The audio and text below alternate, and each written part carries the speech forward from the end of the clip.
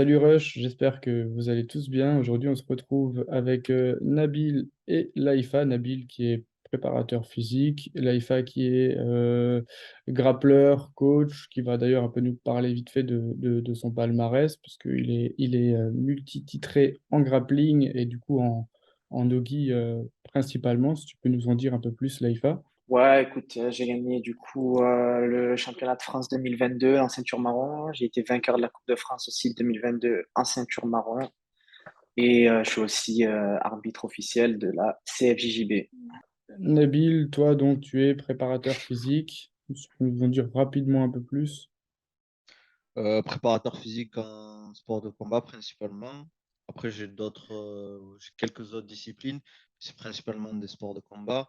Et après, Et voilà. pour que les gens puissent un peu visualiser concrètement, tu es en l'occurrence le préparateur physique de Baysangour Shamsudinov, Ça qui me est se- combattant Ares pour l'instant, encore invaincu et je l'espère pour très longtemps. Bon, ben aujourd'hui, on se retrouve pour parler concrètement de l'actualité du moment en MMA. C'est pour ça qu'on a un spécialiste du grappling parce que c'est vrai qu'on a beaucoup de combats où le grappling va être assez important. On a des très très gros grappleurs. On a Dobronx, Makhachev qui est quand même un bon grappleur. On a Jamal Sterling qui l'a prouvé contre Piotr Yan à son dernier combat, qui est un très très gros grappleur. On a Sean Brady. Enfin bref, on a de quoi parler. On va commencer tout de suite par le début, si ça vous intéresse, les gars. On va commencer par Belal Mohamed Yes! contre Sean Brady. Je vous laisse parler un peu de ce combat. Qu'est-ce que vous pensez du combat? Comment ça va se passer? Et à la fin, on parlera un peu de nos pronostics. Laïfa, si tu veux commencer. Écoute, je connais Sean Brady parce que je sais qu'il a fait les BI, il avait combattu des gros gars comme Craig Jones. C'est un très bon gars au sol. Euh, J'aime bien son style en MMA, mais un peu moins dans le grappling. C'est pas quelque chose que j'affectionne particulièrement, son style de jeu, mais j'aime bien ce qu'il fait dans le MMA et comment il a apporté ça, sa petite touche, on va dire, dans le MMA avec le grappling. De l'autre côté, pareil, on a quelqu'un qui connaît aussi très bien le sol. En général, quand ça se passe comme ça, c'est rare qu'il y ait des soumissions. Parce qu'on revient un petit peu à la base du grappling. Et tu sais, en grappling, quand les niveaux ils sont à peu près égaux, en général, dans les compétitions, ça se finit sur des points ou sur des décisions arbitrales, très rarement sur des soumissions parce que les deux font pas beaucoup d'erreurs. Après, c'est très différent avec le MMA parce qu'il y a les frappes. Et les frappes, ça fait faire des erreurs dans ton grappling. C'est pour ça qu'on a vu des grands noms comme Rodolfo Vieira, qui est multiple champion du monde et qui s'est fait prendre une arme, une guillotine, ce qui ne serait jamais arrivé dans un combat de grappling. Contrairement au MMA, à cause des frappes, à cause de tout ce qu'il y a autour, à quoi il faut penser, ça fait faire des erreurs, on peut voir ce genre de choses. J'ai hâte de voir le combat en tout cas. Physiquement, moi, je trouve que Sean Brady, il est beaucoup plus impressionnant visuellement, du moins, que Belal Mohamed. Est-ce que, Nabil, toi, tu penses que ça peut avoir un impact sur le combat? Et qu'est-ce que tu penses, toi, un peu des deux combattants en général? Euh, ouais, je suis d'accord avec toi sur Brady. Je trouve que physiquement, c'est un monstre par rapport à sa catégorie. Je trouve que c'est un des plus impressionnants personnellement. Même, tu vois, ce qu'il impose en fait dans son jeu dans la cage. En fait, il utilise vraiment en fait ces forces-là. C'est pour ça aussi qu'il a ce niveau, qu'il a un palmarès vierge pour le moment. Après, Belal Mohamed, ce que j'aime, enfin, c'est pas joli à voir ce qu'il fait, mais c'est efficace. Et surtout dans cette catégorie, je trouve que son style va très bien en fait dans cette catégorie. Sean Brady, je pense qu'il va être un peu plus dans l'initiative entre guillemets. Et Belal Mohamed, après c'est toujours pareil, c'est des suppositions, c'est pas ce qu'ils ont préparé, etc. Mais il va être plus dans la réception, euh, essayer de trouver des solutions par rapport au jeu de Sean Brady. Moi, perso, je pense que Sean Brady est mais vraiment légèrement favori par rapport à ce qu'il a proposé. Mais je pense que ça va rester un combat très très serré avec une grosse intensité physique. Parce que même si Sean Brady est quand même impressionnant physiquement, enfin, je sais pas si vous avez vu, mais Belal Mohamed, il s'est préparé avec la team Khabib. De ce que j'ai vu, j'ai l'impression qu'il a l'air vraiment prêt. Il n'a pas l'air, après, bon, ça, en général, il a toujours un petit pépin, mais il n'a pas l'air d'être blessé, il n'a pas l'air d'avoir un pépin. il se dit en forme, donc à voir. Moi, ce qu'il avait proposé sur ses derniers combats, bah, à part ce qui s'était passé avec Edwards, je pense ça va être un très gros combat. Et ces deux-là, il y a moyen qu'ils puissent, enfin, peut-être 1 an, 2 ans, ou alors légèrement plus, faire un title shot. Je pense qu'ils ont largement le niveau, quoi. Laïfa, toi, tu penses que c'est possible que c'est un impact le fait que Belal Mohamed est allé préparer ce combat-là avec Ah, Khabib? Pour moi, personnellement, non. Pour moi, ça n'a aucun sens. pour Euh, moi, écoute, je pense que ça va pas forcément l'aider parce que c'est pas, pour moi, hein, c'est pas en quelques mois que tu vas rattraper énormément de lacunes sur le jiu-jitsu. De une, et surtout dans un club qui fait principalement que de la lutte. Ils viennent à la base du sambo, l'équipe de Khabib. Et au sambo, c'est beaucoup d'amener au sol parce que c'est un mélange de lutte et de judo, on va dire.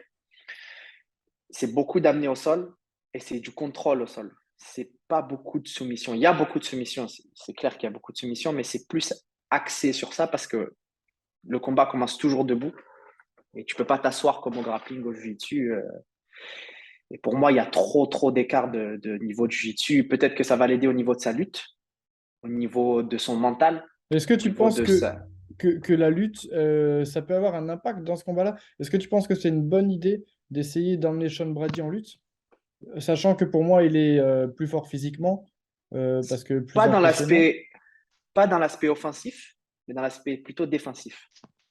Parce que si Sean Brady va vouloir l'amener au sol, euh, Ok. lui, ça va pas être forcément son objectif, mais dans sa façon de défendre, il sera sûrement meilleur avec un gros camp dans l'équipe à Khabib.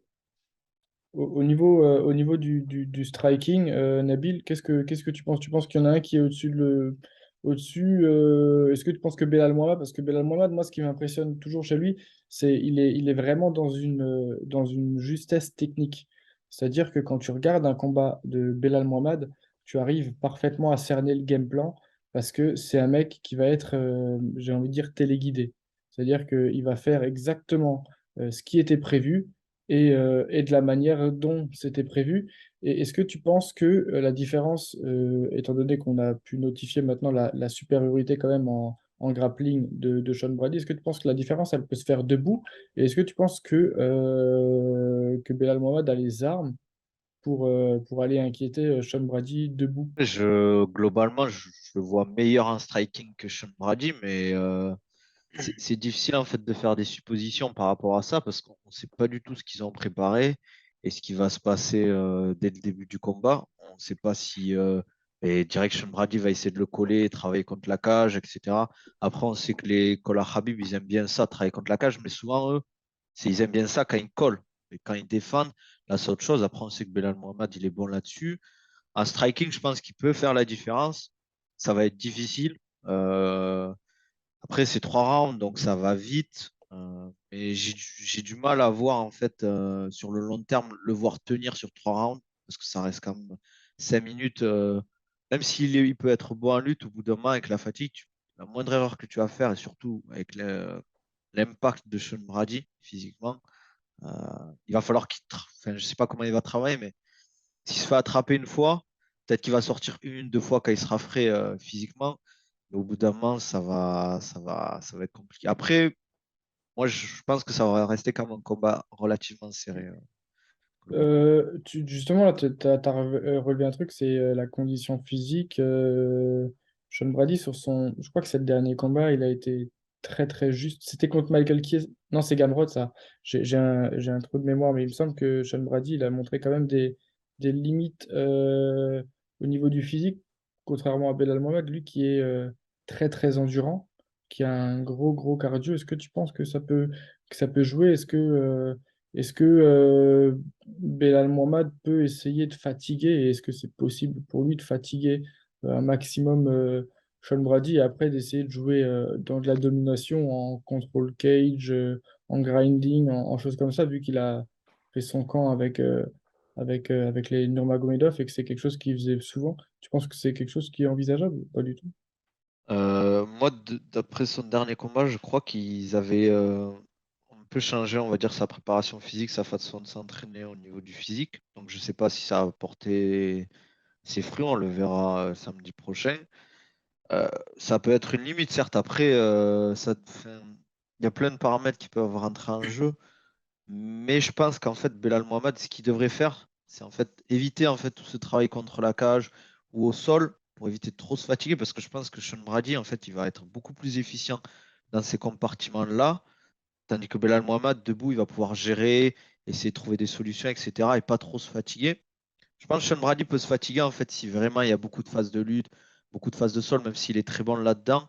Euh, c'est peut-être le seul défaut entre guillemets, hein, bon, même si son pied-point est très fort à Sean Brady, c'est pas non plus son arme ultime. Je pense que c'est peut-être son seul défaut, c'est que sur 3 fois 5 minutes, si ça va à la décision, peut-être que sur le dernier round, il va se fatiguer. Belal Mohamed, c'est vraiment un peu son style, vraiment, j'appelle ça un peu dégueulasse, mais efficace où il est efficient, il évite de trop se fatiguer. Si en fait il va pas dans les trucs où il sait qu'il va se fatiguer ou qu'il est très mauvais. Donc j'aime bien ce type de combattant. C'est pas joli à voir pour on va dire les gens qui aiment du spectaculaire, mais c'est intéressant en tant que combattant de voir en fait comment il s'adapte en fonction de la situation pour éviter de trop se fatiguer ou d'être dans une situation défavorable en fait. Ouais, ça il faut le souligner. Je pense que c'est pour le grand public, ça va être un combat chiant à regarder, parce que ça va être très très technique. Laïfa, quel serait le Déjà, il est scénario? chiant, Sean Brady, en grappling à regarder. Ouais. Justement, quel serait le scénario idéal selon toi pour Sean Brady? Pour gagner ce combat-là, qu'est-ce qu'il devrait faire? Je pense que, je pense que pour lui, le mieux, et c'est ce qu'il a déjà fait, ça serait d'amener au sol et d'aller chercher la soumission. Tu penses qu'il peut Parce que, soumettre Belal Mohamed? ouais, ouais, ouais, il peut le soumettre. Il avait fait un combat contre qui Matthews, je crois que c'était. Il avait soumis. Ouais. Faut que je regarde. Euh, il peut le soumettre largement. Et vu que niveau cardio, la dernière fois, c'était juste. Je pense que s'il va chercher la soumission, c'est mieux pour lui. C'est plus Direct, sûr, on va quoi. dire. C'est-à-dire qu'il cherche Pas pas les direct, je pense pas que tu peux aller chercher une soumission directe, c'est trop dur à ce niveau-là. Mais faut que ça soit son main goal, tu vois. Je pense que faut qu'il essaye d'aller contre la cage, l'amener au sol. Je pense pas que parce que Bilal Mohamed il a passé 3 mois avec Khabib et son équipe que il va être bien meilleur sur certaines choses. Quand tu connais le sol et quand tu sais le travailler, tu sais comment faire pour ne pas t'épuiser et trouver des endroits où tu vas pouvoir te reposer. Et ça va pas être des endroits où tu te reposes et que l'adversaire se repose. C'est toi qui te reposes et lui qui est en train de souffrir. Et c'est ce que Khabib faisait beaucoup aussi. On a l'impression qu'il avait un cardio monstrueux. Il a un cardio monstrueux, mais il faut savoir aussi qu'il y a plein de positions qu'il prend où la personne ne se repose pas et lui, oui. Et ça, c'est très, très, très dur quand tu sais pas défendre ce genre de position, comme le leg lace, quand il prenait les deux jambes, plein de positions comme ça avec beaucoup de pression. Et là, il peut se reposer, là, il peut travailler, alors que Bilal Mohamed, il pourra pas. Et même s'il se relève, il sera forcément plus frais, je pense. Donc, moi, je pense que ça serait la meilleure chose pour lui. Et du coup, maintenant, inversement, qu'est-ce que Belal Mohamed il devrait faire pour justement inhaler le jeu de Sean Brady qui serait du jeu vraiment donc d'emmener au sol et puis après du grappling, ce serait quoi la solution pour justement éviter de se retrouver dans cette situation-là? Comme il fait d'hab, son style habituel, c'est qu'il gagne pratiquement tout le temps la décision, Bilal Mohamed. Ouais.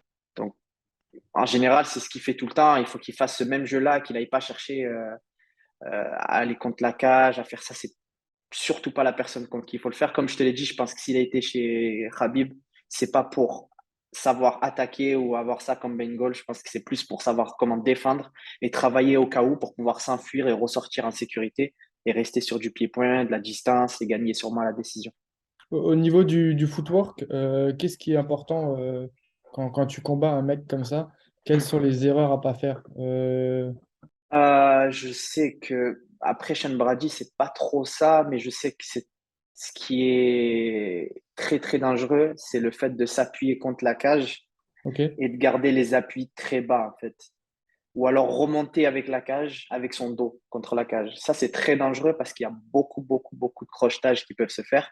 Je sais pas si tu vois, Islam qui le fait beaucoup, Khabib aussi qui l'a déjà fait. Ils ont des footwork magnifiques. Ils contrôlent le haut du corps. Ben, c'est le travail un peu du sambo, du judo, etc., où ils contrôlent le haut du corps et ils travaillent en bas quand lui, il est appuyé sur la cage, forcément, tous ses appuis sont sur ses pieds. Il suffit d'un crochetage pour pouvoir ramener au sol alors que tu as utilisé beaucoup d'énergie pour te relever. Je pense qu'il faut qu'il évite d'utiliser la cage pour se relever. Après, je suis pas trop dans le MMA, tu vois, mais je sais Mhm. que c'est très dangereux quand tes appuis sont bas et que tu as le dos contre la cage. Les crochetages, ça va vite et ça épuise beaucoup parce qu'il faut que tu te relèves encore. Je pense qu'il faut rester au centre de la cage, éviter de se faire coller et défendre les amener au sol le plus vite possible avant qu'ils soient amenés contre la cage. Et du coup, Nabil, comment tu fais pour garder le centre de la cage contre un mec qui est aussi imposant physiquement comme les Sean Brady? Et surtout aussi Ouais, dangereux, parce que si tu fais pas gaffe, bim, tu te retrouves, il t'a shooté, parce que c'est des mecs qui ont une vitesse d'exécution en lutte et en grappling qui est quand même bien au-dessus de la moyenne des combattants d'MMA en général. Donc, c'est quelque chose justement qui est très compliqué, parce que du coup, ça amène de l'incertitude. Tu peux pas être relâché en striking comme tu l'es en temps normal, parce que du coup, tu as toujours cette incertitude le mec peut me shooter à tout moment, envoyer un jab, descendre pour essayer justement de m'emmener au sol, et si je suis au sol, je suis dans la merde. Donc justement, comment tu penses qu'on peut faire face à un mec comme Sean Brady, qui en plus physiquement est très très solide, très très fort, pour essayer de, comme le disait l'AIFA, de gagner justement en contrôlant ton aire de combat et en donnant le rythme, ton propre rythme au combat pour essayer justement de ne pas se laisser submerger par l'adversaire. bah, tu as un peu répondu à la question. Enfin, tu as un peu répondu à la question. C'est déjà, il va falloir mettre du rythme. Il va pas falloir laisser Sean Brady s'installer. Avoir confiance dans son jeu, mais ça, je pense qu'il a déjà. Souvent, en fait, c'est souvent quand tu recules, c'est soit parce que c'est ton style qui est très aérien, t'aimes bien bouger autour de la cage, etc.